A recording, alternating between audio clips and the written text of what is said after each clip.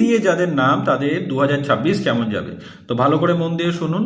P দিয়ে যাদের নাম তাদের 12th হাউসে থাকবে কেতু, 6th হাউস থাকবে রাহু, দশমে থাকবে বৃহস্পতি, সপ্তমে থাকবে শনি।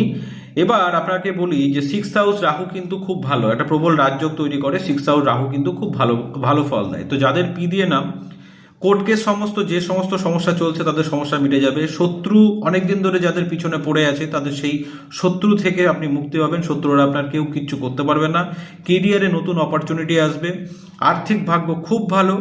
দশমে বৃহস্পতি আপনার কেরিয়ারে, আপনার লাইফে এমন কেউ আসবে অন্যের দ্বারা আপনার কিন্তু কেরিয়ার চমকে যাবে। মানে আপনার লাইফে এমন কেউ আসবে যে আপনাকে এমন কিছু হেল্প করবে যাতে আপনার কেরিয়ার কিন্তু খুব ভালো জায়গায় পৌঁছাবে।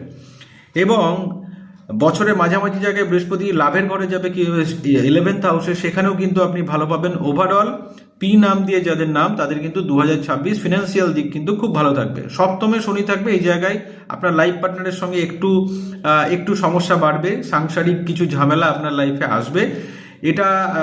এটা যেমন আসবে সেরকম আপনি পার্টনারশিপে যদি কোনো ব্যবসা করবো মনে করেন সেখানে আপনি করতে পারেন, পার্টনারশিপের ব্যবসা থেকেও লাভ পাবেন।